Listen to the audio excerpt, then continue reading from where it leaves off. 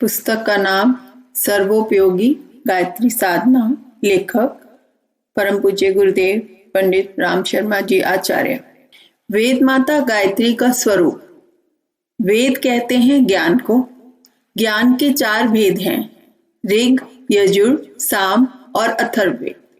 कल्याण, प्रभु प्राप्ति, ईश्वर दर्शन, दिव्यत्व, आत्म शांति, ब्रह्म निर्माण, धर्म भावना, कर्तव्य पालन, प्रेम, तप, दया, उपकार, उदारता, सेवा आदि ऋग के अंतर्गत आते हैं। पराक्रम, पुरुषार्थ, साहस, वीरता, रक्षा, आक्रमण, तप, यश, विजय, पद, प्रतिष्ठा, यह सब यजुर के अंतर्गत हैं। कीड़ा, विनोद, मनोरंजन, संगीत, कला, साहित्य, स्पर्श, इंद्रियों के स्थूल भोग व उन भोगों का चिंतन, प्रिय कल्पना, खेल, गतिशीलता, रुचि, तृप्ति आदि को साम के अंतर्गत लिया जाता है।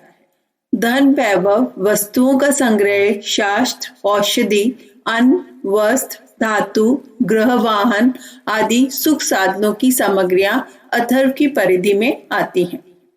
किसी भी जीवित प्राणधारी लीजिए, उसकी सूक्ष्म और स्थूल, बाहरी और भीतरी क्रियाओं और कल्पनाओं का गंभीर एवं वैज्ञानिक विश्लेषण कीजिए।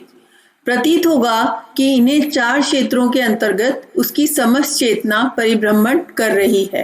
ऋग कल्याण, दूसरा यजु पौरुष, तीसरा साम कीड़ा, चौथा अथर्व अर्थ। इन चारों दिशाओं की अतिरिक्त प्राणियों का ज्ञान धारा किसी और प्रभावित नहीं होती। ऋग को धर्म, यजु को मोक्ष, साम को काम, अथर्व को अर्थ भी कहा जाता है।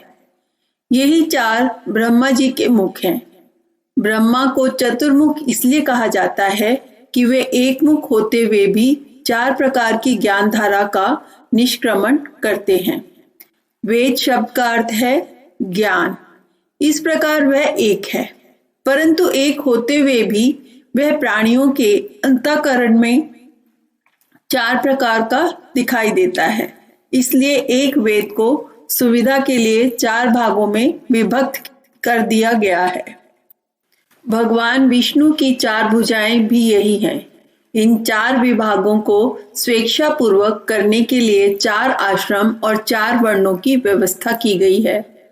यह चारों प्रकार के ज्ञान उस चैतन्य शक्ति के ही प्रस्फुरन है जो सृष्टि के आरंभ में ब्रह्मा जी ने उत्पन्न की और जिसे शास्त्रकारों ने गायत्री नाम से संबोधित किया है। इस प्रकार 4 वेदों की माता गायत्री हुई। इसी से उसे वेद माता भी कहा जाता है। जिस प्रकार जल तत्व को बर्फ, भाप, बादल, ओस, कोहरा आदि, वायु, हाइड्रोजन, ऑक्सीजन तथा पतले पानी के 4 रूपों में देखा जाता है, जिस प्रकार अग्नि तत्व को ज्वलन, गर्मी, प्रकाश और गति के रूप में देखा जाता है, उसी प्रकार एक ज्ञान गायत्री के 4 वेदों के 4 रूपों में दर्शन होते हैं। गायत्री माता है तो 4 वेद उसके पुत्र हैं। यह तो हुआ सूक्ष्म गायत्री का, सूक्ष्म वेद माता का स्वरूप। अब उसके स्थूल रूप पर विचार करेंगे। ब्रह्मा ने 4 वेदों की रचना से पूर्व 24 अक्षरों वाले गायत्री मंत्र की रचना की। इस एक मंत्र के एक एक अक्षर में सूक्ष्म तत्व निर्धारित किए गए हैं, जिनके पल्लवित होने पर चारों वेदों की शाखाएं, प्रशाखाएं तथा त्रुटियां उद्भव हुई हैं। एक वट बीज के गर्भ में महान वट वृक्ष छिपा होता है। जब यह बीज के रूप में उगता है, वृक्ष के रूप में बड़ा होता है, तो उसमें असंख्य शाखाएं, टहनियां, पत्ते, फूल, फल लग जाते हैं। इन सब का इतना बड़ा विस्तार होता है जो उस मूल वट बीज की अपेक्षा करोड़ों अरबों गुना बड़ा होता है। गायत्री के 24 अक्षर भी ऐसे ही बीज हैं जो प्रस्फुटित होकर वेदों के महाविस्तार के रूप में अवस्थित हो गए हैं। भारतीय दार्शनिक मानता है कि अनादि परमात्मा तत्व ने ब्रह्मा से ये सब कुछ उत्पन्न किया है। सृष्टि उत्पन्न का विचार उठते ही ब्रह्मा में एक स्फूर्णा उत्पन्न हुई, जिसका नाम है शक्ति। शक्ति के द्वारा 2 प्रकार की सृष्टि हुई, एक जड़, दूसरी चैतन्य। जड़ सृष्टि का संचालन करने वाली शक्ति प्रकृति और चैतन्य सृष्टि को उत्पन्न करने वाली शक्ति का नाम सावित्री है। जड़ चेतन सृष्टि के निर्माण में ब्रह्मा जी की दो शक्तियां काम कर रही हैं।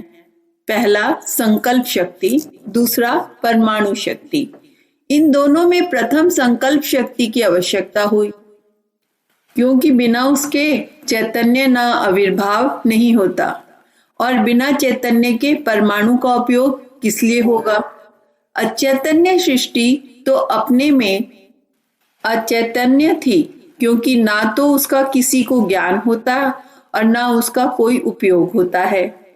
चैतन्य के प्रकटीकरण की सुविधा के लिए उसकी साधन सामग्री के रूप में जड़ का उपयोग होता है। इस चेतना, इच्छा, स्फूर्णा और शक्ति को ही ब्रह्म पत्नी कहते हैं। इस प्रकार ब्रह्म एक से दो हो गया। अब उसे लक्ष्मी नारायण, सीताराम, राधे श्याम, उमा महेश, शक्ति शिव, माया ब्रह्म, प्रकृति परमेश्वर आदि नामों से पुकारने लगे। इस शक्ति के द्वारा अनेक पदार्थों तथा प्राणियों का निर्माण होना था, इसलिए उसे भी 3 भागों में अपने को विभाजित कर देना पड़ा, ताकि अनेक प्रकार से सम्मिश्रण तैयार हो सके और विविध गुण, कर्म, स्वभाव वाले जड़ चेतन पदार्थ बन सके। ब्रह्म शक्ति के ये तीनों टुकड़े सत, रज और तम, इन तीनों नामों से पुकारे जाते हैं। सत का अर्थ है ईश्वर का दिव्य तत्व, तम का अर्थ है निर्जीव पदार्थों में परमाणुओं का अस्तित्व, रज का अर्थ है जड़ पदार्थों और विपरीत दिव्य तत्वों के सम्मिश्रण से उत्पन्न हुई आनंददायक चैतन्यता। ये 3 तत्व स्थूल सृष्टि के मूल कारण हैं। इनके उपरांत स्थूल उत्पादन के रूप में मिट्टी, पानी, हवा, अग्नि, आकाश, ये 5 स्थूल तत्व और उत्पन्न हुए। इन तत्वों के परमाणुओं तथा उनकी शब्द, रूप, रस, गंध, स्पर्श, तन्मात्राओं द्वारा दृश्य सृष्टि का सारा कार्य चलता है। प्रकृति के 2 भाग हैं। सूक्ष्म प्रकृति जो शक्ति प्रवाह के रूप में प्राण संचार के रूप में कार्य करती है, वह सत, रज, तममय है। स्थूल प्रकृति जिससे दृश्य पदार्थों का निर्माण एवं उपयोग होता है, परमाणुमयी है। यह मिट्टी, पानी, हवा आदि स्थूल पंच तत्वों के आधार पर अपनी गतिविधि जारी रखती है। उपरोक्त पंक्तियों से पाठक समझ गए होंगे कि पहले एक ब्रह्म था, उसकी स्फूर्णा से आदि शक्ति का आविर्भाव हुआ। इस आदि शक्ति का नाम ही गायत्री है। जैसे ब्रह्म ने अपने 3 भाग कर दिए, पहला सत जिसे हीम या सरस्वती कहते हैं, दूसरा रज जिसे श्री या लक्ष्मी कहते हैं और तीसरा तम जिसे क्लीम या काली कहते हैं। वस्तुतः सत और तम 2 ही विभाग हुए थे। इन दोनों के मिलने से जो धारा उत्पन्न हुई वह रज कहलाती है। जैसे गंगा या जमुना जहां मिलती हैं, वहां उसकी मिश्रित धारा को सरस्वती कहते हैं। सरस्वती वैसे कोई प्रत्येक नदी नहीं है। जैसे इन 2 नदियों के मिलने से सरस्वती हुई, वैसे ही सत और तम के योग से रज उत्पन्न हुआ और ये त्रिधा प्रकृति कहलाई। अद्वैतवाद, द्वैतवाद, त्रैतवाद का बहुत झगड़ा सुना जाता है। वस्तुतः समझने का अंतर मात्र है। ब्रह्म, जीव, प्रकृति ये तीनों ही अस्तित्व में हैं। पहले एक ब्रह्म था, यह ठीक है, इसलिए अद्वैतवाद भी ठीक है। पीछे ब्रह्म और शक्ति प्रकृति 2 हो गए, इसलिए द्वैतवाद भी ठीक है। प्रकृति और परमेश्वर के संपर्क से भी रसानुभूति और चैतन्यता मिश्रित रज सत्ता उत्पन्न हुई, वह जीव कहलाई। इस प्रकार त्रैतवाद भी ठीक है। मुक्ति होने पर जीव सत्ता नष्ट हो जाती है। इससे भी स्पष्ट होता है कि जीवधारी की जो वर्तमान सत्ता मन, बुद्धि, चित्त, अहंकार के ऊपर आधारित है, एक मिश्रण मात्र है। तत्व दर्शन के गंभीर विषय में प्रवेश करके आत्मा के सूक्ष्म विषयों पर प्रकाश डालने का यहाँ अवसर नहीं है। इन पंक्तियों में तो स्थूल और सूक्ष्म प्रकृति का भेद बताना था, क्योंकि विज्ञान के दो भाग यहीं से होते हैं। मनुष्यों की द्विधा प्रकृति यहीं से बनती है। पंच तत्वों द्वारा काम करने वाली स्थूल प्रकृति का अन्वेषण करने वाले मनुष्य भौतिक विज्ञानी कहलाते हैं। उन्होंने अपनी बुद्धि बल से पंच तत्वों के भेद उपभेदों को जानकर उनसे अनेक लाभदायक साधन प्राप्त किए। रसायन, कृषि, विद्युत, वाष्प, शिल्प, संगीत, भाषा, साहित्य, वाहन, गृह निर्माण, चिकित्सा, शासन, खगोल विद्या, शास्त्र, अस्त्र, दर्शन, भू परिशोध आदि अनेक प्रकार के सुख साध्य खोज निकाले और रेल, मोटर, तार, डाक, रेडियो, टेलीविजन, फोटो आदि विविध वस्तुओं बनाने के बड़े बड़े यंत्र निर्माण किए। धन, सुख सुविधा और आराम के साधन सुलभ हुए। इस मार्ग से जो लाभ मिलता है उसे शास्त्रीय भाषा में प्रिय या भोग कहते हैं। यह विज्ञान भौतिक विज्ञान कहलाता है। यह स्थूल प्रकृति के उपयोग की विद्या है। सूक्ष्म प्रकृति वह है जो आदि शक्ति गायत्री से उत्पन्न होकर सरस्वती, लक्ष्मी और दुर्गा में बढ़ती है। यह सर्वव्यापिनी शक्ति निर्झरणी पंच तत्वों से कहीं अधिक सूक्ष्म है। जैसे नदियों के प्रवाह में जल की लहरों पर वायु के आघात होने के कारण कलकल से मिलती जुलती ध्वनियां उठा करती हैं, वैसे ही सूक्ष्म प्रकृति की शक्ति धाराओं से तीन प्रकार की शब्द ध्वनियां उठती हैं। सत प्रभा से हीम, रज प्रभा से श्री और तम प्रभा से क्लीम शब्द से मिलती जुलती ध्वनि उत्पन्न होती है। उससे भी सूक्ष्म ब्रह्म का ओंकार ध्वनि प्रवाह है। नाद योग की साधना करने वाले ध्यान मग्न होकर इन ध्वनियों को पकड़ते हैं और उसका सहारा पकड़ते हुए सूक्ष्म प्रकृति को पार करते हुए ब्रह्म सायुज्य तक जा पहुंचते हैं। शक्ति का अद्भुत स्रोत। पिछले पृष्ठों में लिखा जा चुका है कि गायत्री कोई देवी देवता, भूत पलित आदि नहीं, वरन ब्रह्म की स्फूर्णा से उत्पन्न हुई आदि शक्ति है, जो संसार के प्रत्येक पदार्थ का मूल कारण है और उसी के द्वारा जड़ चेतन सृष्टि में गति, शक्ति, प्रगति, प्रेरणा एवं परिणति होती है।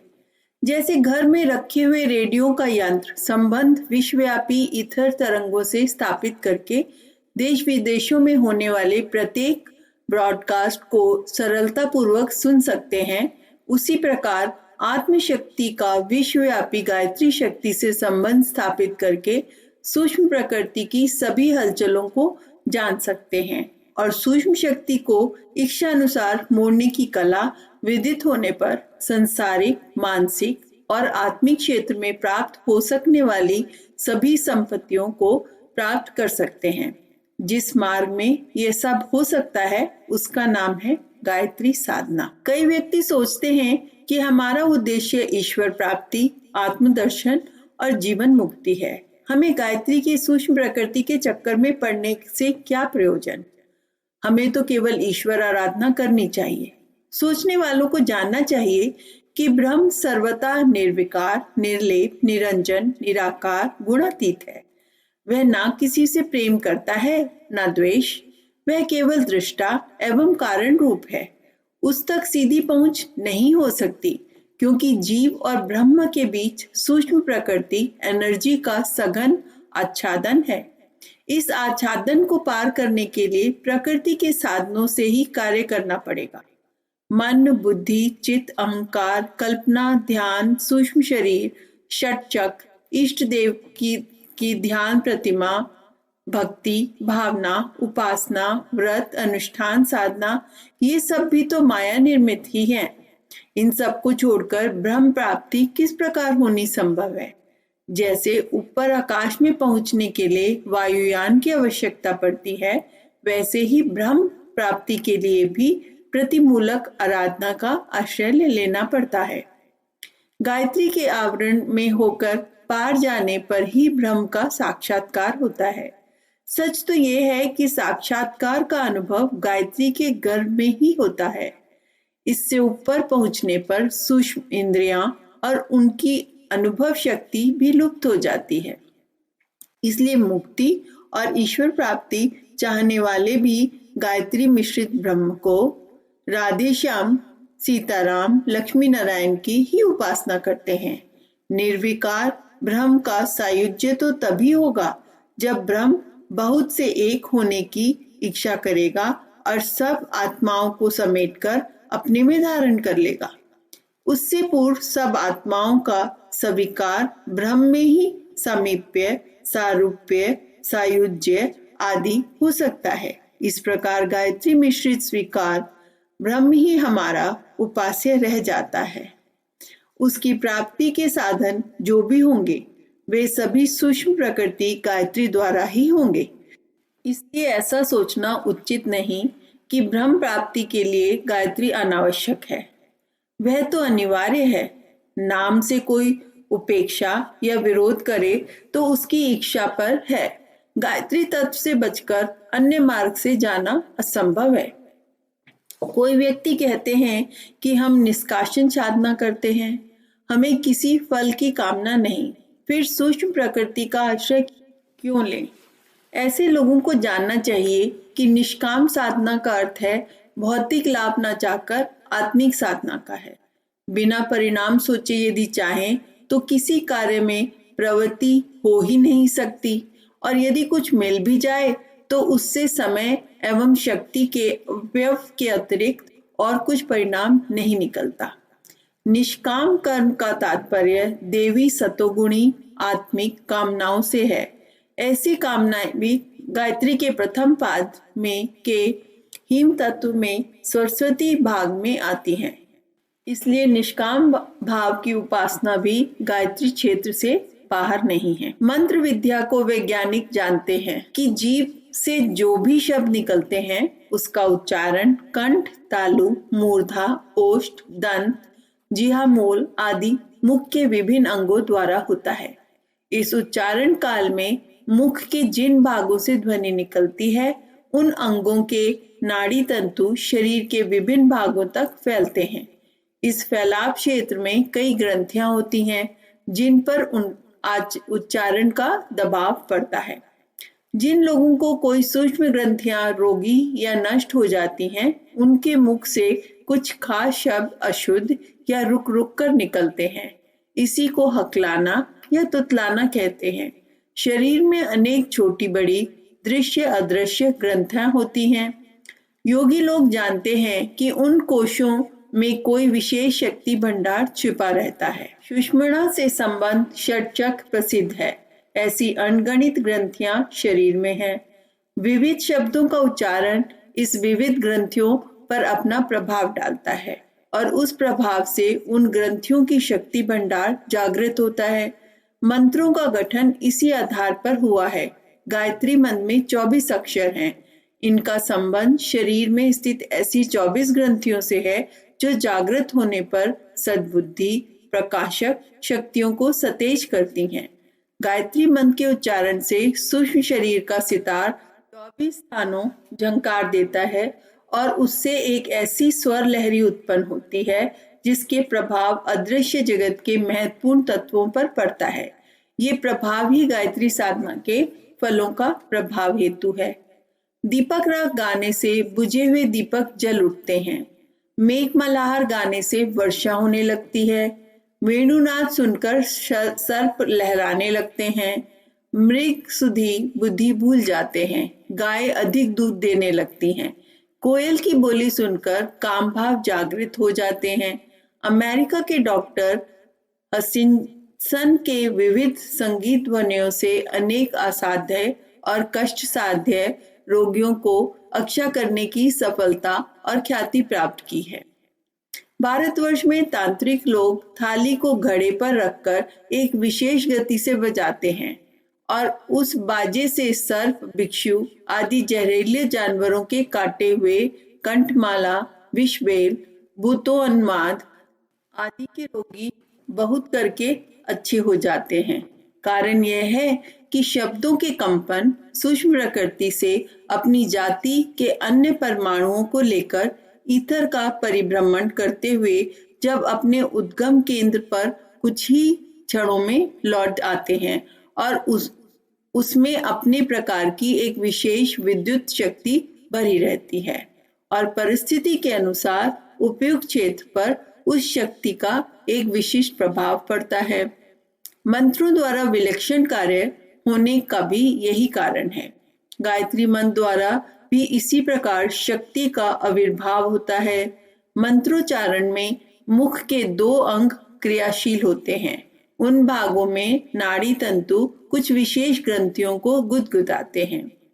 उनमें स्फुरना होने से एक वैदिक छंद का क्रमबद्ध यौगिक संगीत प्रवाह ईथर तत्व में फैलता है और अपनी कुछ क्षणों में होने वाली विश्व परिक्रमा से वापस आते जाते एक जातीय तत्वों की सेना वापस ले आता है, जो अभीष्ट उद्देश्य की पूर्ति में बड़ी सहायक होती हैं। शब्द संगीत के शक्तिमान कंपनों का पंच भौतिक प्रभाव और आत्म शक्ति की सूक्ष्म प्रकृति की भावना, साधना, आराधना के आधार पर उत्पन्न किया गया संबंध, ये दोनों कारण गायत्री को ऐसा बलवान बनाते हैं जो साधक के लिए देवी वरदान सिद्ध होता है। मनुष्य शरीर में अनेक विलक्षण शक्तियां सन्निहित हैं। यह तथ्य अब वैज्ञानिक भी स्वीकार करते हैं। यह शक्तियां शरीरस्थ कुछ केंद्रों ग्रंथियों से संचालित होती हैं और गायत्री का हर अक्षर किसी न किसी महत्वपूर्ण शक्ति केंद्रों को प्रभावित करता है। जैसे टाइपराइटर की चाबियों पर उंगली रखने से निश्चित अक्षर छपते हैं, उसी प्रकार निश्चित शब्दों का प्रभाव शरीरस्थ शक्ति केंद्रों पर पड़ते हैं। गायत्री मंत्र के हर अक्षर से संबंधित शरीरस्थ ग्रंथियों और उनकी शक्तियों की तालिका यहाँ दी जा रही है।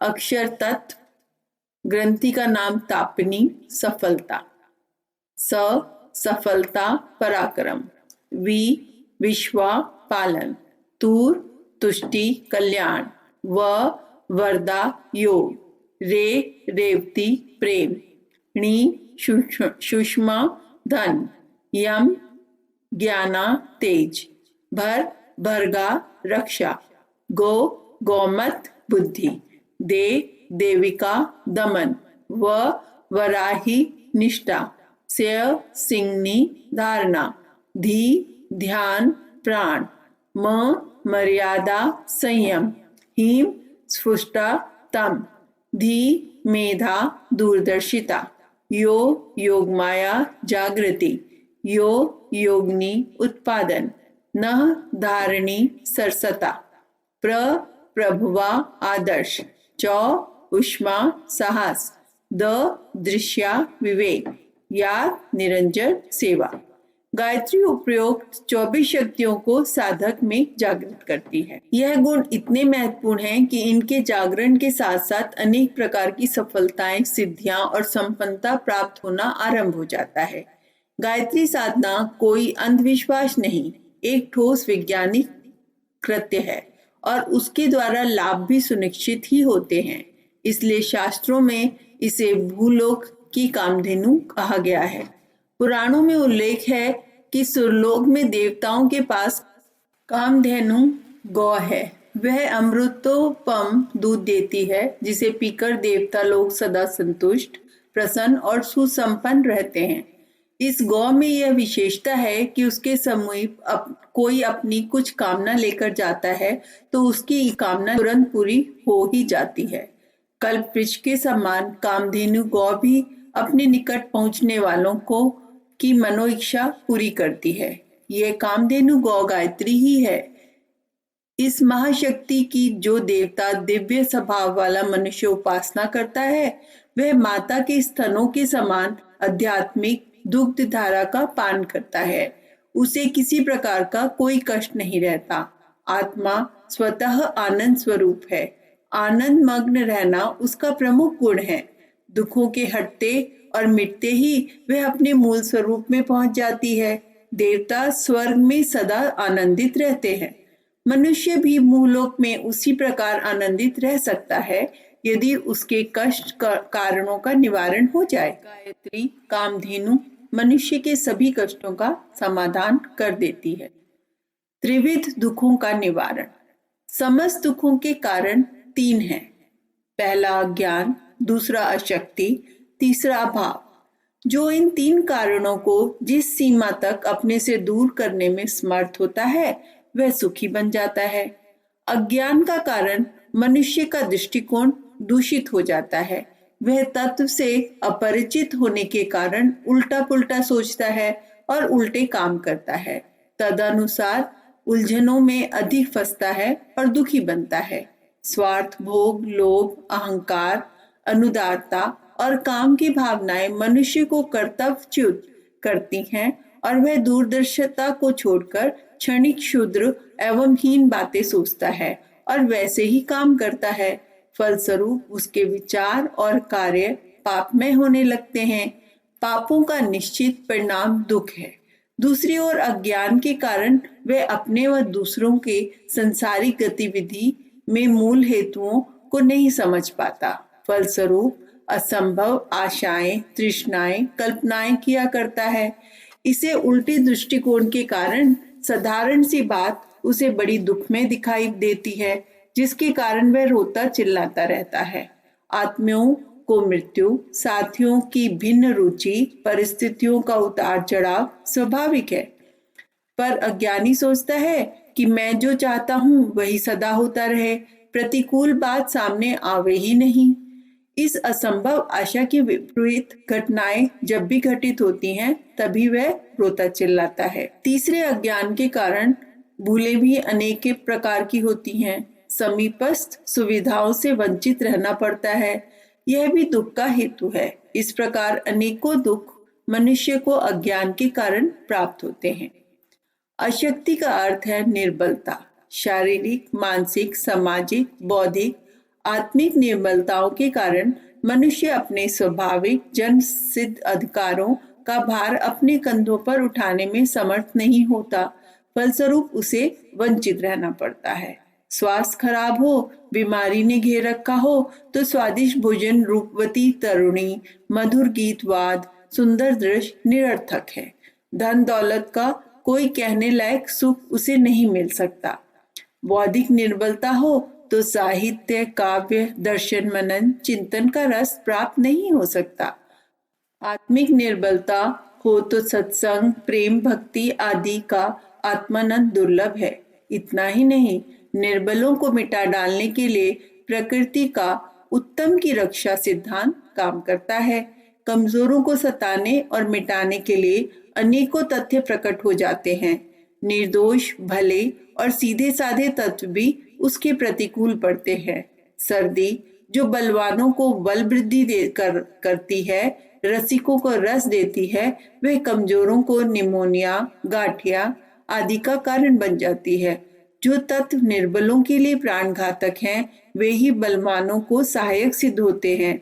बेचारी निर्बल बकरी को जंगली जानवरों से लेकर जगत माता भवानी दुर्गा तक चट कर जाती है और सिंह को वन्य पशु भी नहीं, बड़े बड़े सम्राट तक राज चिन्ह में धारण करते हैं। अशक्त हमेशा दुख पाते हैं, उनके लिए भले तत्व भी आशाप्रद सिद्ध नहीं होने हैं। अभावजन्य दुख है पदार्थों का अभाव। अन्न, वस्त्र, जल, मकान, पशु, भूमि, सहायक, मित्र, धन, औषधि, पुस्तक, शस्त्र, शिक्षक आदि के अभाव में विविध प्रकार की पीड़ाएं, कठिनाइयां भुगतनी पड़ती हैं। उचित आवश्यकताओं को कुचलकर मन मारकर बैठना पड़ता है और जीवन के महत्वपूर्ण क्षणों को मिट्टी के मोल नष्ट करना पड़ता है। योग्य और सामर्थ्य व्यक्ति भी साधनों के अभाव में अपने को लुंज-पुंज अनुभव करते हैं और दुख उठाते हैं। गायत्री कामधेनु है।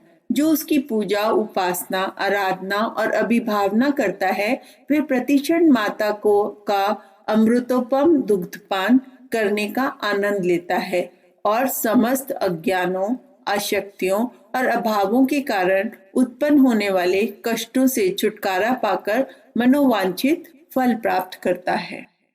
सर्वसम्मत सर्वश्रेष्ठ साधना। तत्वदर्शियों ने गायत्री उपासना को सदैव सर्वश्रेष्ठ ठहराया है। अन्य प्रसंगों में भिन्न भिन्न विचारकों के मतों में भिन्नता मिलती है, किंतु गायत्री के संबंध में सभी एक स्वर से एक मत होकर उसकी महत्ता स्वीकार करते रहे हैं।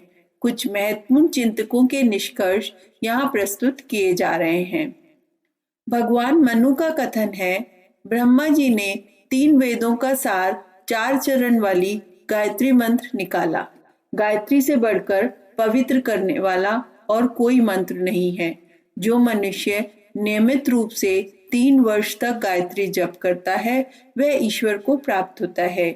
जो द्विज दोनों संध्याओं में गायत्री जपता है वह वेद पढ़ने के फल को प्राप्त होता है। अन्य कोई साधना करे या ना करे, केवल गायत्री जप से ही सिद्धि पा सकता है।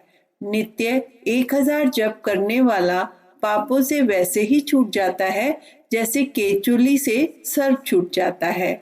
जो द्विज गायत्री की उपासना नहीं करता वह निंदा का पात्र है। योगी राज याज्ञवल्क्य कहते हैं, गायत्री और समस्त वेदों को तराजू में तोला गया। एक ओर 6 अंगों समेत वेद और दूसरी ओर गायत्री, तो गायत्री का पलड़ा भारी रहा। वेदों का सार उपनिषद है, उपनिषदों का सार गायत्री को माना। व्याहतियों समेत गायत्री, गायत्री वेदों की जननी है, पापों का नाश करने वाली है। इससे अधिक पवित्र करने वाला अन्य कोई मंत्र स्वर्ग और पृथ्वी पर नहीं है। गंगा के समान कोई तीर्थ नहीं, केशव से श्रेष्ठ कोई देव नहीं, गायत्री से श्रेष्ठ मंत्र ना हुआ है ना आगे होगा। गायत्री जान लेने वाला समस्त विद्याओं का वेता, श्रेय अवश्य और क्षेत्रीय हो जाता है। जो द्विज गायत्री परायण नहीं वह वेदों का परांगत होते हुए भी शूद्र के समान है। अन्यत्र किया हुआ उसका श्रम व्यर्थ है। जो गायत्री नहीं जानता ऐसा व्यक्ति ब्राह्मणत्व से च्युत और पापयुक्त हो जाता है। पराशर जी कहते हैं, समस्त जप सूक्तों तथा वेद मंत्रों से गायत्री मंत्र परम श्रेष्ठ है। वेद और गायत्री की तुलना में गायत्री का पलड़ा भारी है। भक्ति पूर्वक गायत्री का जप करने वाला मुक्त होकर पवित्र बन जाता है। वेद, शास्त्र, पुराण, इतिहास में पढ़ लेने पर भी जो गायत्री से हीन है उसे ब्राह्मण नहीं समझना चाहिए। शंख ऋषि का मत है, नरक रूपी समुद्र में गिरते हुए को हाथ पकड़कर बचाने वाली गायत्री ही है। उससे उत्तम वस्तु स्वर्ग और पृथ्वी पर कोई नहीं है। गायत्री का ज्ञाता निसंदेह स्वर्ग को प्राप्त करता है। अत्रि मुनि कहते हैं, गायत्री आत्मा का परम शोधन करने वाली है। उसके प्रताप से कठिन दोष और दुर्गुणों का परिमार्जन हो जाता है। जो मनुष्य गायत्री तत्व को भली प्रकार समझ लेता है उसके लिए संसार में कोई सुख शेष नहीं रह जाता। महर्षि व्यास जी कहते हैं, जिस प्रकार पुष्प का सार शहद, दूध का सार धृत, उसी प्रकार समस्त वेदों का सार गायत्री है। सिद्धि की हुई गायत्री कामधेनु के समान है। गंगा शरीर के पापों को निर्मल करती है। गायत्री रूपी ब्रह्म गंगा से आत्मा पवित्र होती है। जो गायत्री छोड़कर अनुपासनाएं करता है वह पकवान छोड़कर भिक्षा मांगने वाले के समान मूर्ख है। काव्य सफलता तथा तप की वृद्धि के लिए गायत्री से श्रेष्ठ और कुछ भी नहीं। भारद्वाज ऋषि कहते हैं, ब्रह्मा आदि देवता भी गायत्री का जप करते हैं। वह ब्रह्म साक्षात्कार कराने वाली है। अनुचित काम करने वालों के दुर्गुण गायत्री के कारण छूट जाते हैं। गायत्री से रहित व्यक्ति शूद्र से भी अपवित्र है।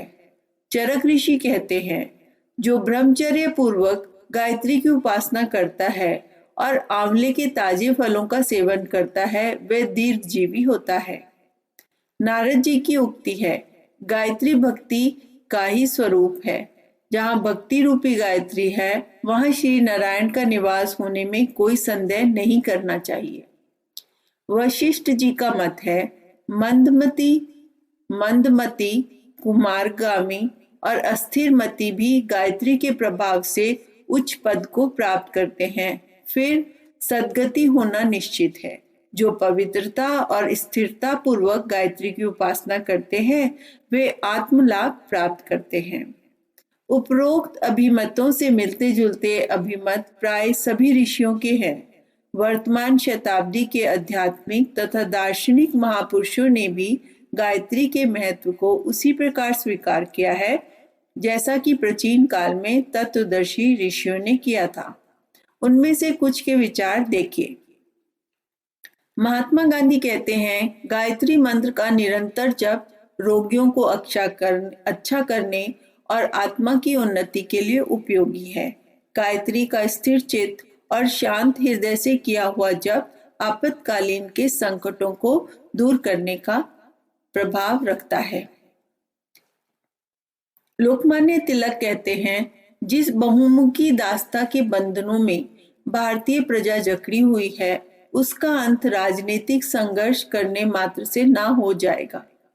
उसके लिए आत्मा के अंदर प्रकाश उत्पन्न होना चाहिए जिससे सत्य और असत का विवेक हो, कुमार्ग को छोड़कर शेष मार्ग पर चलने की प्रेरणा मिले। गायत्री मंत्र में यही भावना विद्यमान है। महात्मा मदन मोहन मालवीय जी ने कहा था, ऋषियों ने जो अमूल्य रत्न हमें दिए हैं उनमें से एक अनुपम रत्न गायत्री है। गायत्री से बुद्धि पवित्र होती है, ईश्वर का प्रकाश आत्मा में आता है। इस प्रकार से असंख्यों आत्माओं को भव बंधन से त्राण मिलता है। गायत्री में ईश्वर परायणता का भाव उत्पन्न होने की शक्ति है, साथ ही वह भौतिक अभावों को दूर करती है। गायत्री की उपासना ब्राह्मणों के लिए तो अत्यंत आवश्यक है। जो ब्राह्मण गायत्री जप नहीं करता वह अपने कर्तव्य धर्म को छोड़ने का अपराधी होता है। कविंद्र रविंद्रनाथ टैगोर कहते हैं, भारतवर्ष को जगाने वाला जो मंत्र है वह इतना सरल है कि एक ही श्वास में उसका उच्चारण किया जा सके, वह है गायत्री मंत्र। इस पुनीत मंत्र का अभ्यास करने में किसी प्रकार के तार्किक ऊहापोह, किसी प्रकार के मतभेद अथवा किसी प्रकार के बखेड़े की गुंजाइश नहीं है।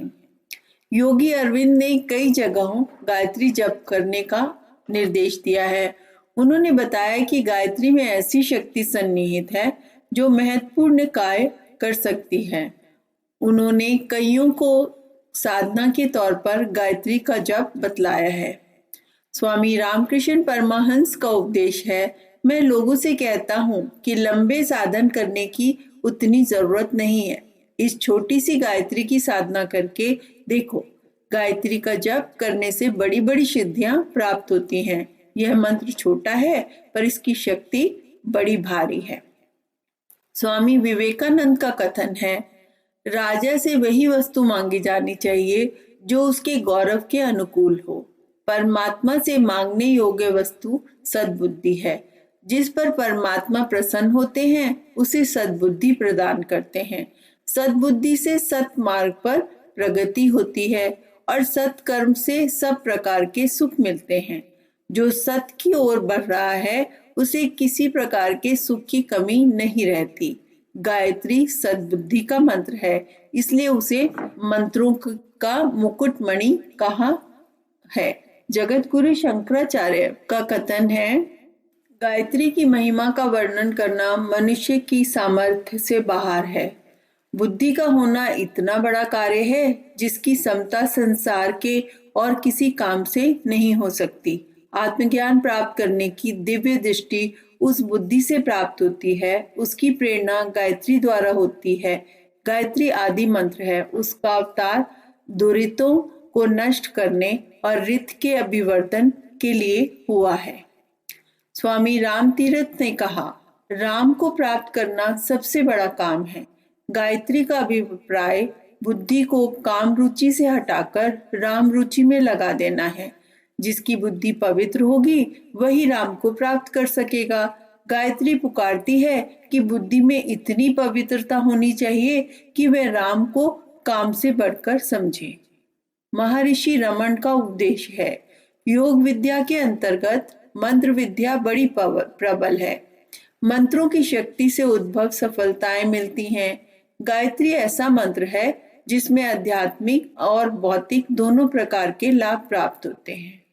स्वामी शिवानंद जी कहते हैं, ब्रह्म मुहूर्त में गायत्री का जप करने से चित्त शुद्ध होता है और हृदय में निर्मलता आती है, शरीर निरोग रहता है, स्वभाव में नम्रता आती है, बुद्धि सूक्ष्म होने से दूरदर्शिता बढ़ती है, स्मरण शक्ति का विकास होता है, कठिन प्रसंगों में गायत्री द्वारा देवी सहायता मिलती है, उसके द्वारा आत्मदर्शन हो सकता है। दक्षिण भारत के प्रसिद्ध आत्मज्ञानी टी सुब्बा राव कहते हैं, सविता नारायण की देवी प्रकृति को गायत्री कहते हैं। आदिशक्ति होने के कारण इसको गायत्री कहते हैं। गीता में इसका वर्णन आदित्य वर्ण कहकर किया गया है। गायत्री की उपासना करना योगा का सबसे प्रथम अंग है। श्री स्वामी करपात्री जी का कथन है, जो गायत्री के अधिकारी हैं उन्हें नित्य नियमित रूप से जप करना चाहिए। दूजों के लिए गायत्री का जप अत्यंत आवश्यक धर्म कृत्य है। गीता धर्म की व्याख्या श्री स्वामी विद्यानंद जी कहते हैं, गायत्री बुद्धि को पवित्र करती है। बुद्धि की पवित्रता से बढ़कर जीवन में दूसरा लाभ नहीं, इसलिए गायत्री एक बहुत बड़े लाभ की जननी है। सर राधा कृष्ण कहते हैं, यदि हम इस सार्वभौमिक प्रार्थना गायत्री पर विचार करें तो हमें मालूम होगा कि वास्तव में कितना ठोस लाभ देती है। गायत्री हम में फिर से जीवन का स्रोत उत्पन्न करने वाली आकुल प्रार्थना है।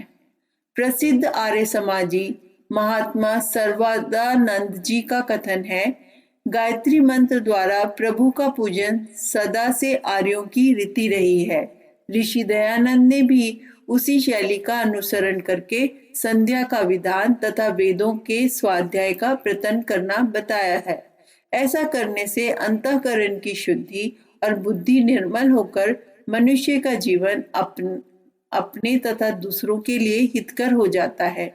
जितना ही इस शुभ कर्म में श्रद्धा और विश्वास हो, उतना ही अविद्या आदि कलेशों का ह्रास होता है।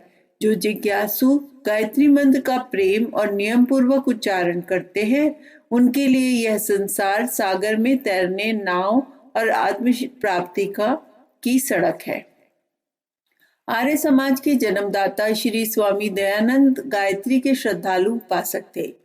ग्वालियर के राजा साहब से स्वामी जी ने कहा कि भागवत सप्ताह की अपेक्षा गायत्री पुष्पचरण अधिक श्रेष्ठ है। जयपुर में सच्चिदानंद, हीरालाल रावल, गोड़ल सिंह आदि को गायत्री जप की विधि सिखाई थी।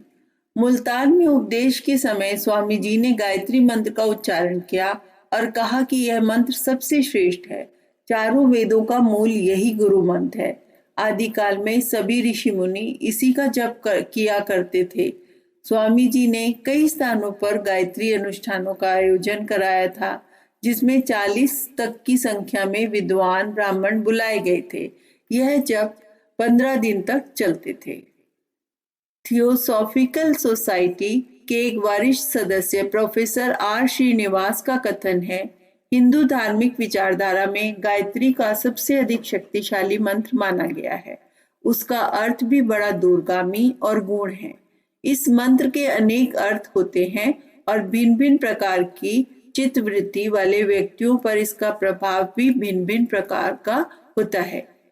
इसमें दृष्ट और अदृष्ट, उच्च और नीच, मानव और देव सबको किसी रहस्यमय तंतु द्वारा एकत्रित कर लेने की शक्ति पाई जाती है। जब इस मंत्र का अधिकारी व्यक्ति गायत्री के अर्थ और रहस्य, मन और हृदय को एकाग्र करके उसका शुद्ध उच्चारण करता है, तब उसका संबंध दृश्य सूर्य में अंतर्निहित महान चैतन्य शक्ति से स्थापित हो जाता है। वह मनुष्य कहीं भी मंत्र उच्चारण करता हो, पर उसके ऊपर तथा आसपास के वातावरण में विराट आध्यात्मिक प्रभाव उत्पन्न हो जाता है। यही प्रभाव एक महान आध्यात्मिक आशीर्वाद है। इन्हीं कारणों से हमारे पूर्वजों ने गायत्री मंत्र की अनुपम शक्ति के लिए उसकी स्तुतियां की हैं। इस प्रकार वर्तमान शताब्दी के अनेकों गणमान्य बुद्धिवाद महापुरुषों के अभिमत हमारे पास संग्रहित हैं। उस पर विचार करने से इस निष्कर्ष पर पहुंचना पड़ता है कि गायत्री उपासना कोई अंधविश्वास, अंध परंपरा नहीं है, वरन उसके पीछे आत्मोन्नति करने वाले ठोस तत्वों का बल है। इस महान शक्ति को अपनाने का जिसने भी प्रयत्न किया है उसे लाभ मिलता है। गायत्री साधना कभी निष्फल नहीं जाती। गायत्री का अधिकार। गायत्री साधना को जहां निर्विवाद रूप से परम कल्याणकारी सर्वश्रेष्ठ माना जाता है, कहीं दुर्भाग्य से उसके अधिकार के बारे में अनेक भ्रांतियां प्रचलित हैं। कुछ लोग केवल ब्राह्मणों को ही गायत्री का अधिकारी कहते हैं, कुछ द्विज जाति ब्राह्मण, क्षत्रिय व वैश्यों को अधिकारी मानते हैं, परंतु यह निषेध अलंकारिक है। गायत्री मंत्र ब्राह्मण विति वालों के लिए, द्विजोत का संकल्प लेने वालों के लिए ही विशेष फलदायी है। ब्राह्मण विति है स्वयं की आवश्यकताओं कम से कम करके जन कल्याण के लिए सारी शक्ति लगा देना।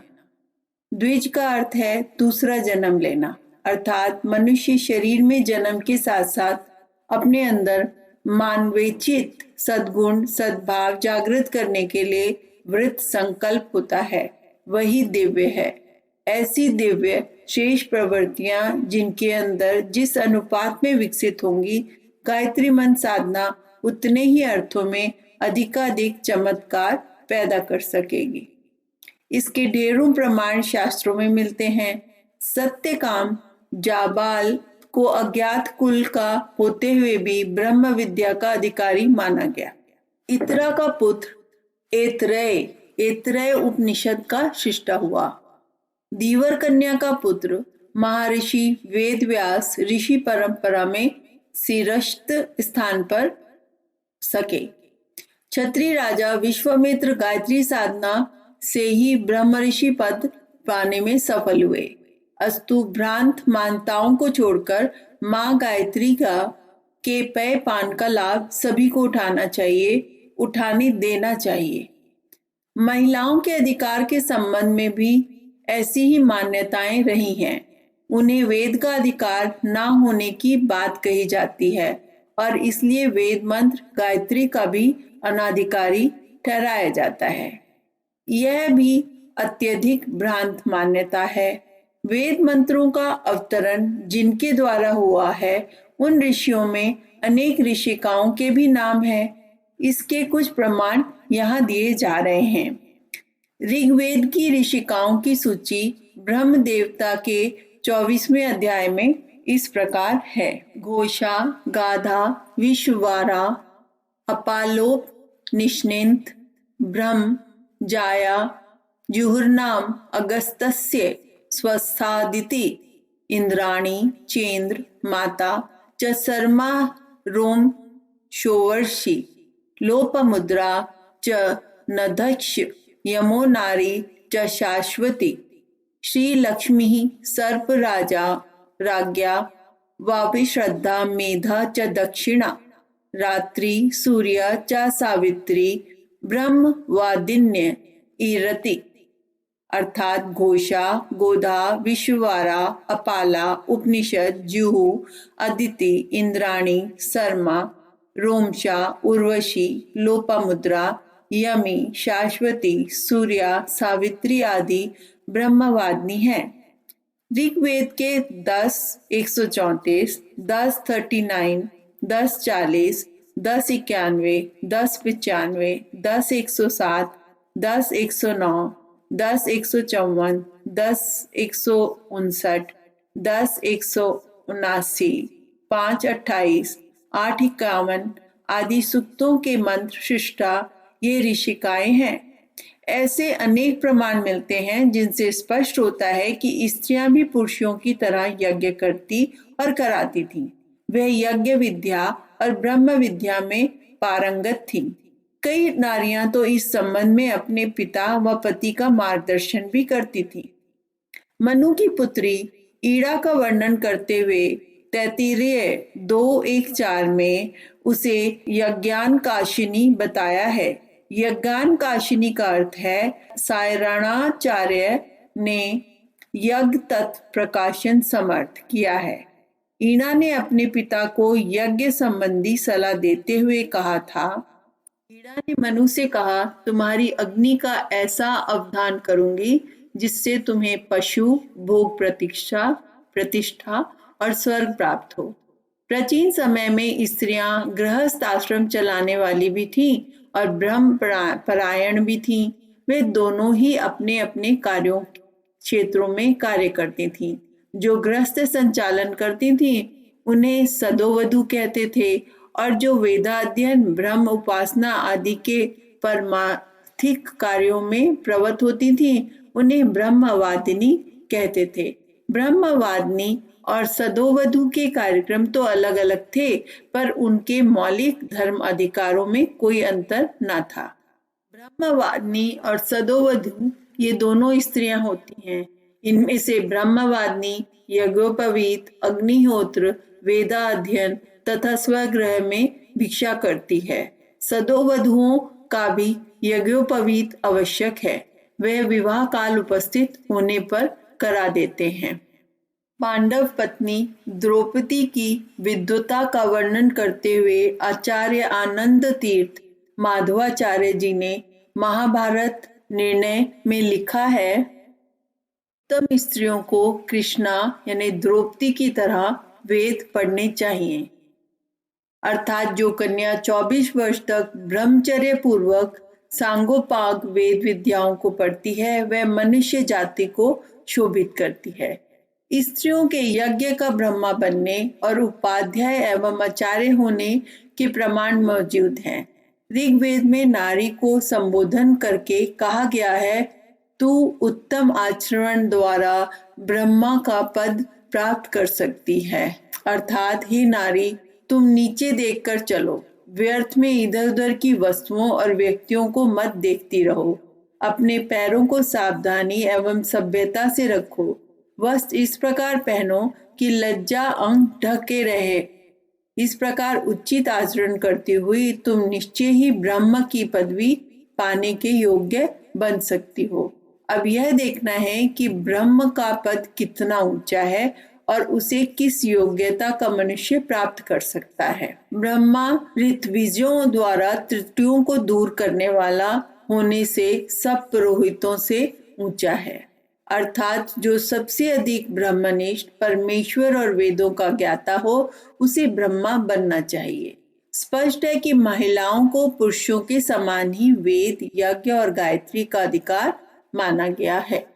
मालवीय जी द्वारा निर्णय, स्त्रियों को वेद मंत्रों का अधिकार है या नहीं, इस प्रश्न के लिए काशी के पंडितों में पर्याप्त विवाद हो चुका है।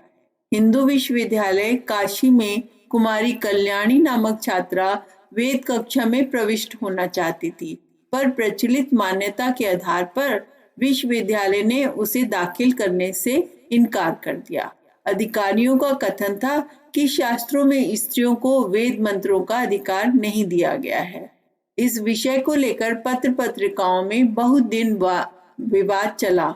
वेद अधिकारों के संबंध में सर्वदेशिक पत्र में कई लेख छापे और विरोध में काशी के सिद्धांत पत्र में कई लेख प्रकाशित हुए।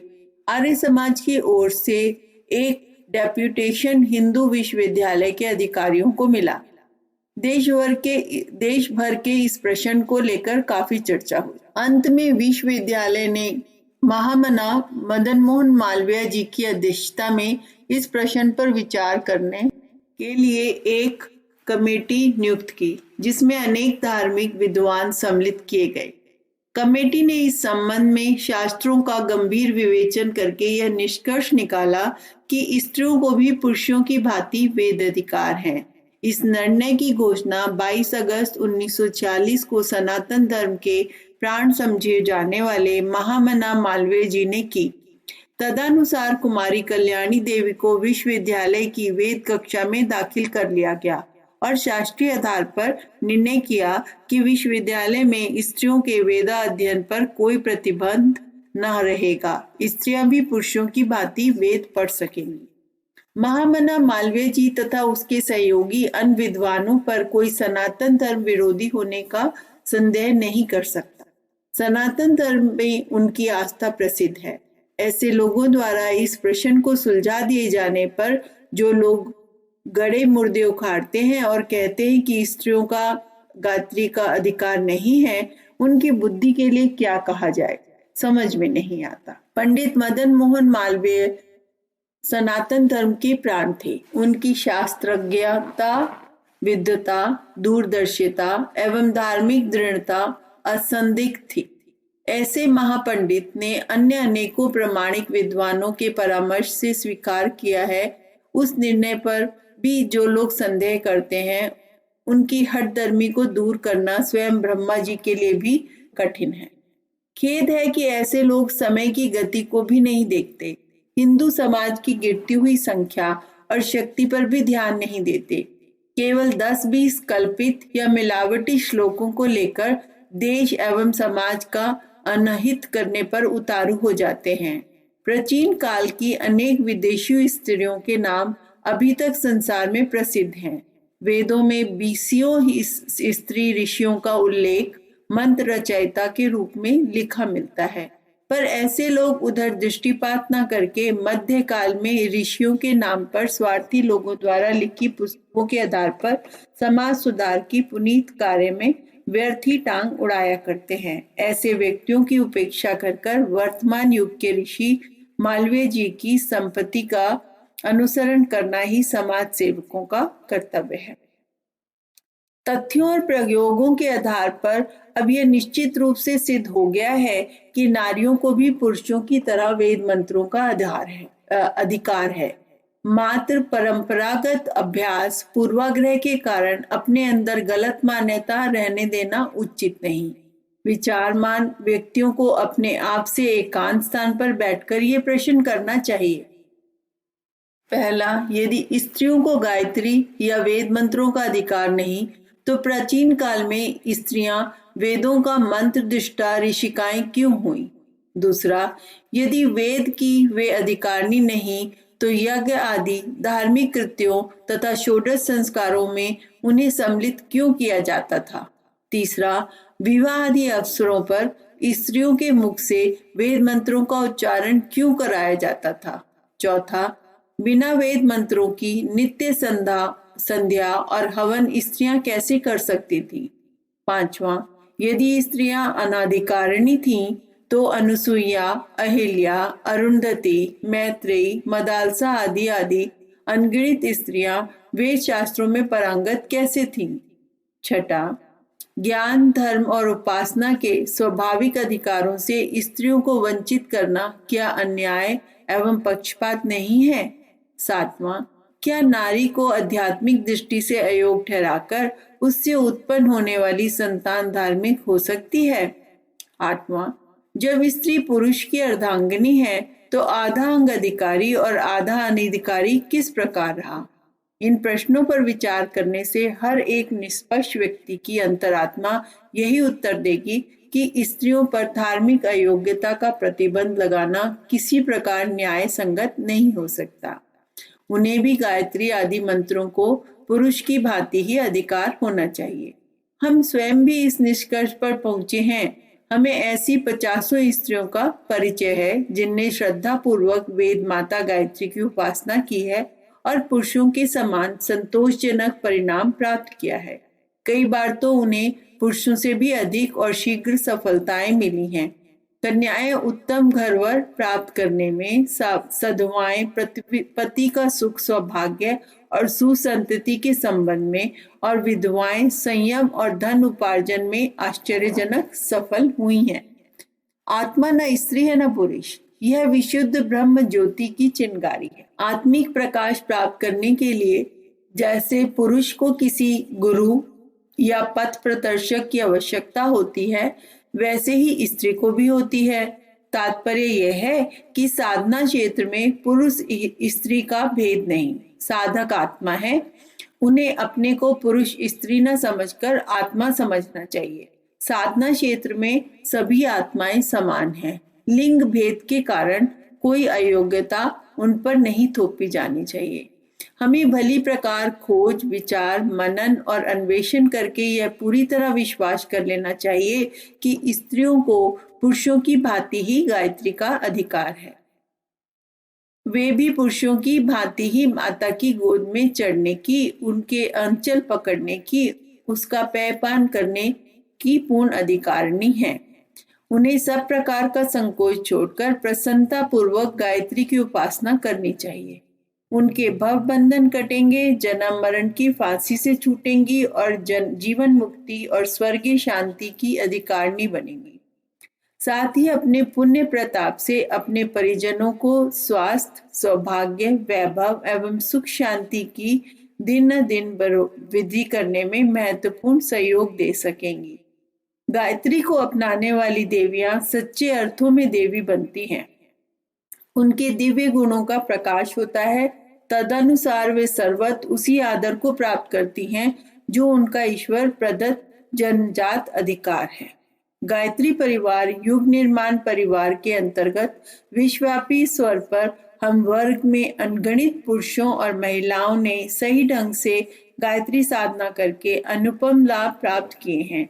यह मानव मात्र के लिए परम कल्याणकारी साधना है।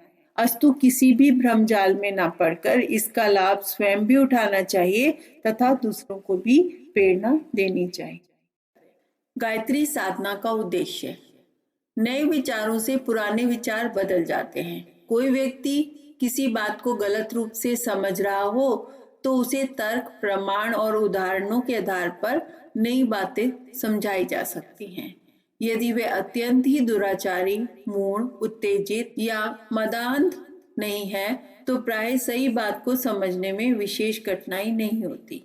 सही बात समझ जाने पर प्रायः गलत मान्यता बदल जाती है। स्वार्थ या मान रक्षा के कारण कोई अपनी पूर्व मान्यता की वकालत करता रहे, यह बात दूसरी है, पर मान्यता और विश्वास क्षेत्र में उसका विचार परिवर्तन अवश्य हो जाता है। ज्ञान द्वारा अज्ञान को हटा दिया जाना कुछ विशेष कठिन नहीं है, परंतु स्वभाव, रुचि, इच्छा, भावना और प्रकृति के बारे में यह बात नहीं है। इन्हें साधारण रीति से नहीं बदला जा सकता। यह जिस स्थान पर जमी होती है वहां से आसानी से नहीं हटती।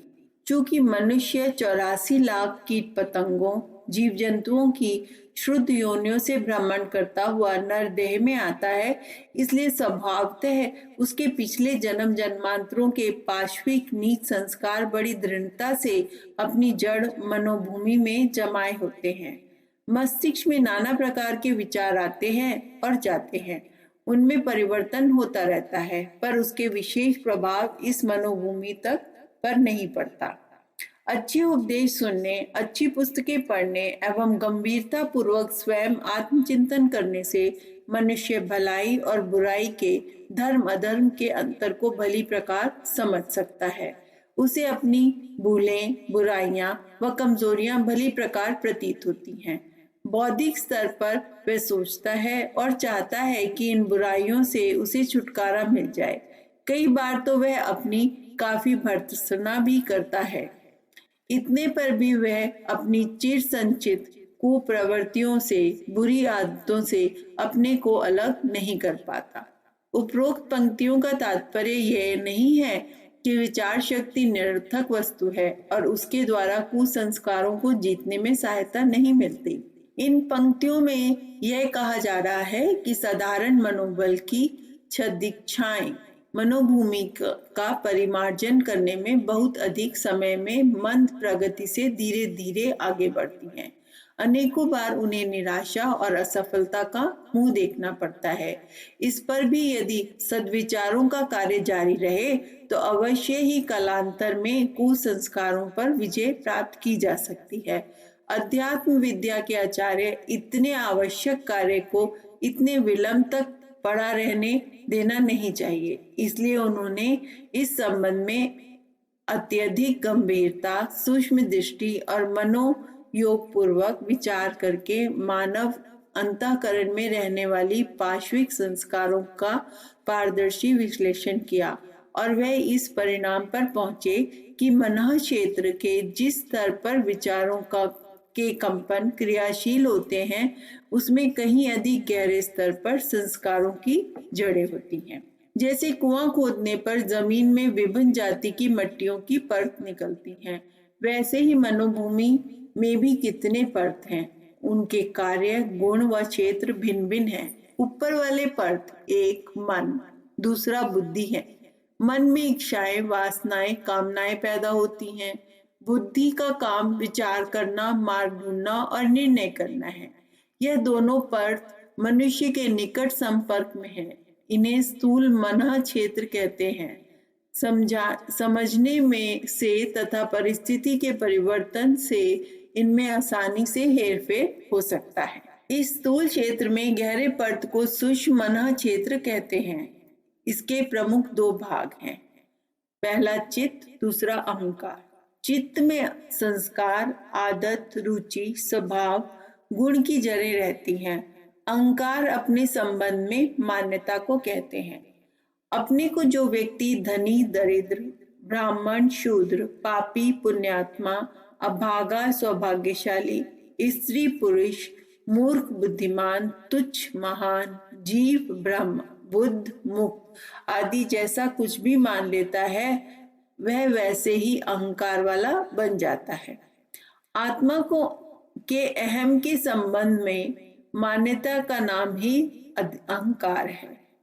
इस मन, बुद्धि, चित्त, अहंकार के अनेक भेद उपभेद हैं और उनके गुण कर्म अलग अलग हैं।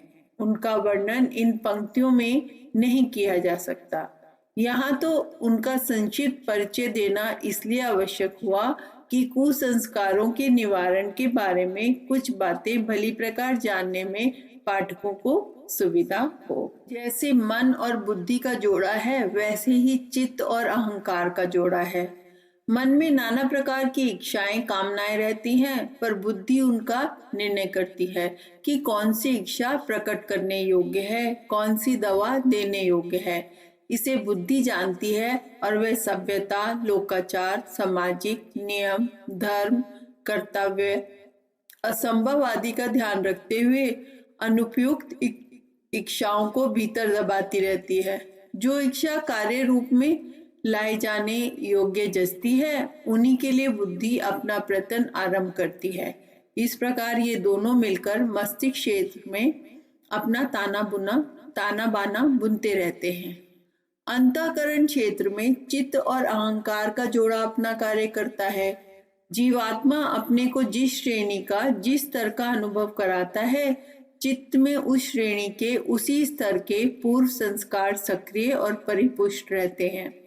कोई व्यक्ति अपने को शराबी, पाप वाला, कसाई, अछूत समाज के निम्न वर्ग का मानता है तो उसका यह अहंकार उसके चित्त को उसी जाति के संस्कारों की जड़ जमाने के लिए और स्थिर रखने के लिए प्रस्तुत रखेगा। जो गुण, कर्म, स्वभाव इस क्षेत्र के लोगों में होते हैं वे सभी उसके चित्त में संस्कार रूप में जड़ जमा कर बैठ जाएंगे।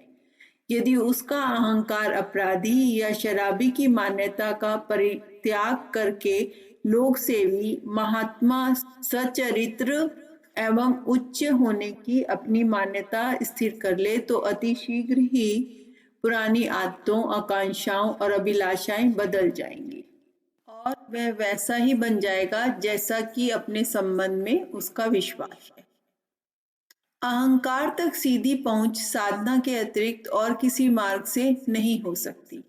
मन और बुद्धि को शांत, मूर्छित, तंद्रित अवस्था में छोड़कर सीधे अहंकार तक प्रवेश पाना ही साधना का उद्देश्य है। गायत्री साधना का विधान भी इसी प्रकार का है। इसका सीधा प्रभाव अहंकार पर पड़ता है। मैं ब्राह्मी शक्ति का आधार हूँ, ईश्वरी स्फूर्णा गायत्री मेरे रोम रोम में ओतप्रोत रहती है। मैं उसे अधिकाधिक मात्रा में अपने अंदर धारण करके ब्राह्मी भूत हो रहा हूँ।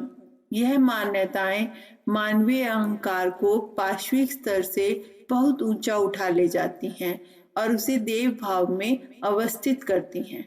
मान्यता कोई साधारण वस्तु नहीं है। गीता कहती है, वि यच्छुद्धः स स्व एवं सः। जो अपने संबंध में जैसी श्रद्धा और मान्यता रखता है, वस्तुतः वैसा ही होता है। गायत्री साधना अपने साधक में देवी आत्मविश्वास, ईश्वरीय अहंकार प्रदान करती है और वह कुछ ही समय में वस्तुतः वैसा ही हो जाता है। जिस स्तर पर उसकी आत्मा मानता है, उस स्तर पर चित्त प्रवृत्तियां रहेंगी। वैसी ही आदतें, इच्छाएं, रुचियां, प्रवृत्तियां, क्रियाएं उसमें दिख पड़ेंगी जो दिव्य मान्यता से ओतप्रोत हैं। यही उसकी इच्छाएं, आदतें और क्रियाएं वैसी ही होंगी। यह साधना प्रक्रिया मानव अंतःकरण का कायाकल्प कर देती है। जिस आत्मा सुधार के लिए उपदेश सुनना और पुस्तक पढ़ना विशेष सफल नहीं होता, वह कार्य साधना द्वारा सुविधा पूर्वक पूरा हो जाता है। यही साधना का रहस्य है। उच्च मनः क्षेत्र सुपरमेंटल ही ईश्वरीय दिव्य शक्तियों के अवतरण का उपयुक्त स्थान है। हवाई जहाज वहीं उतरता है, वहां अड्डा होता है।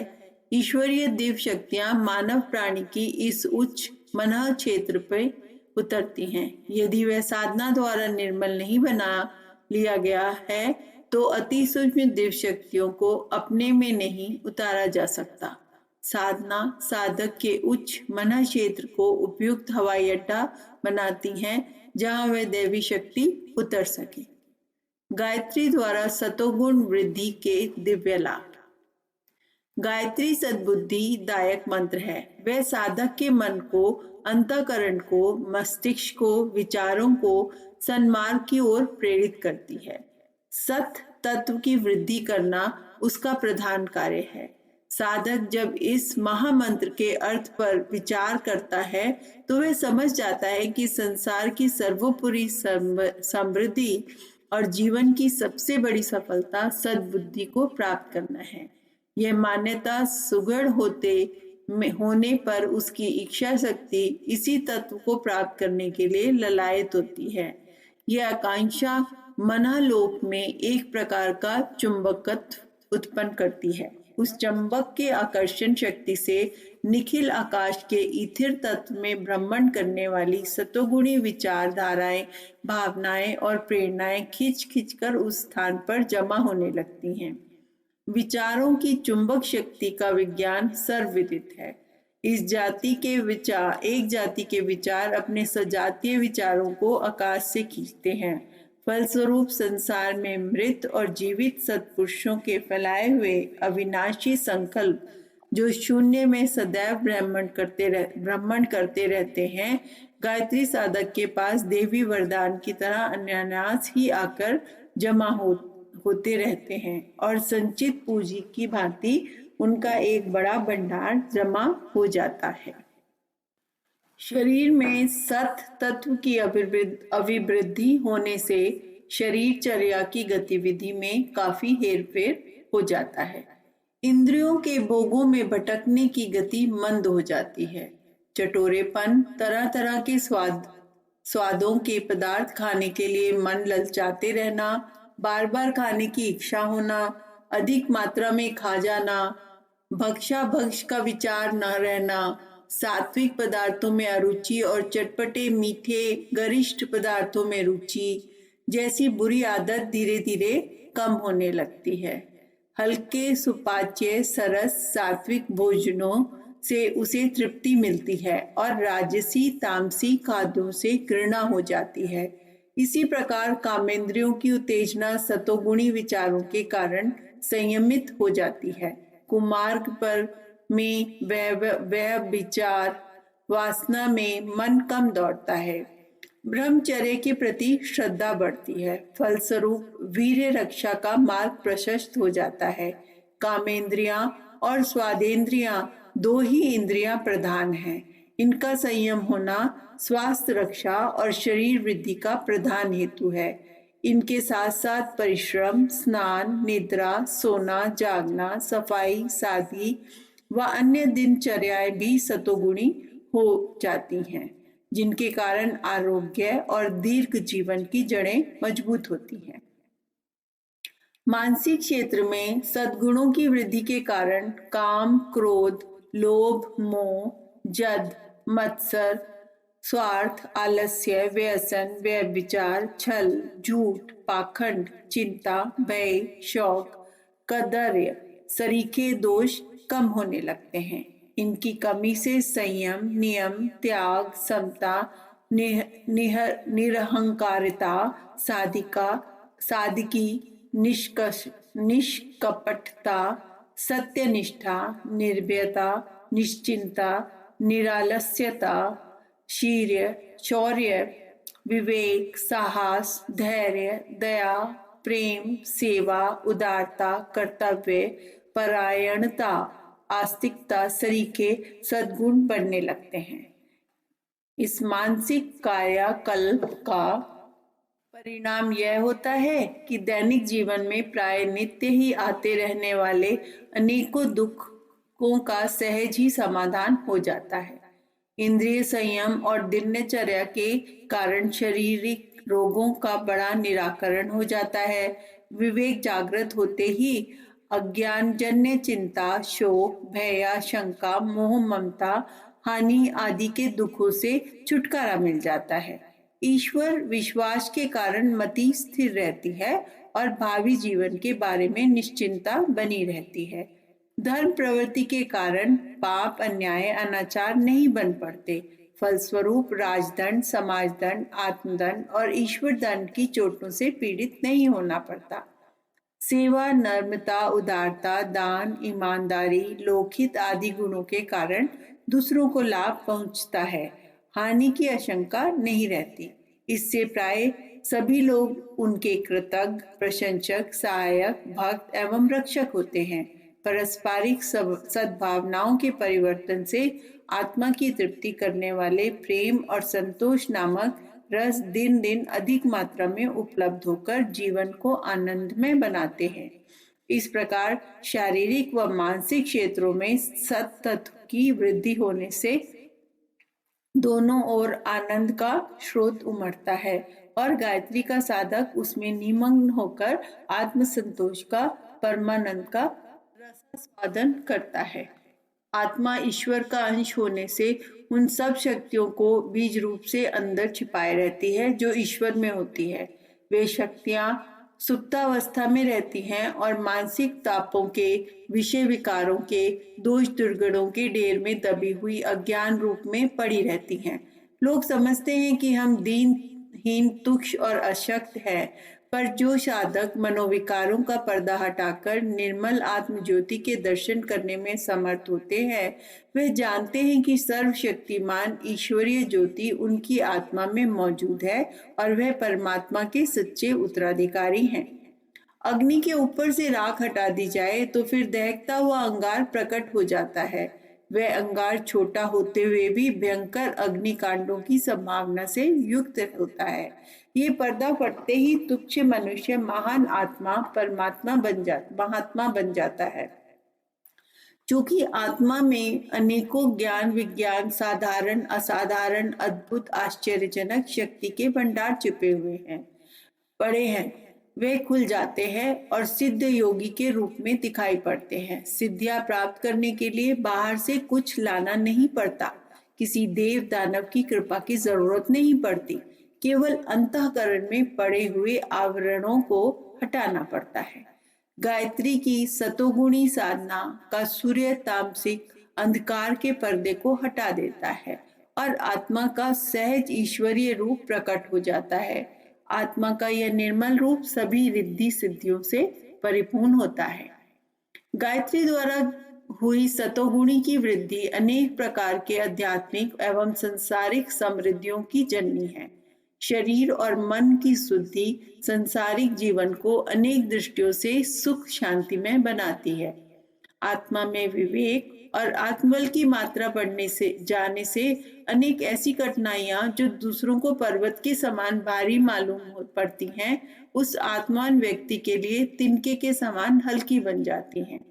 उसका कोई काम रुका नहीं रहता। या तो उसकी इच्छा के अनुसार परिस्थिति बदल जाती है और या परिस्थिति के अनुसार अपनी इच्छा को बदल देता है। क्लेश के कारण इच्छा और परिस्थिति के बीच प्रतिकूलता का होना ही तो है। विवेकवान इन दोनों में से किसी को अपनाकर उस संघर्ष को टाल देता है और सुखपूर्वक जीवन व्यतीत करता है। उसके लिए इस पृथ्वी पर भी स्वर्गीय आनंद की सरी बहने लगती है। वास्तव में सुख और आनंद का आधार किसी बाहरी साधन सामग्री पर नहीं, किंतु मनुष्य की मन स्थिति पर रहता है। मन की साधना से जो मनुष्य एक समय राजसी भोजनों और रेशमी गद्दे तकियों से भी संतुष्ट नहीं होता, वह किसी संत के उपदेश से त्याग, सन्यासी व्रत ग्रहण कर लेने पर जंगल की भूमि को ही सबसे उत्तम शैया और वन के कंदमूल फलों को सर्वोत्तम आहार समझने लगता है। ये सब अंतर मनोभाव और विचारधारा के बदल जाने से ही पैदा हो जाता है। गायत्री बुद्धि की अधिष्ठात्री देवी है और उससे हम सद्बुद्धि की याचना किया करते हैं। अतएव यदि गायत्री की उपासना के परिणाम स्वरूप हमारे विचारों का स्तर ऊंचा उठ जाए और मानव जीवन की वास्तविकता को समझकर अपनी वर्तमान स्थिति में ही आनंद का अनुभव करने लगे, तो इसमें कुछ भी असंभव नहीं है।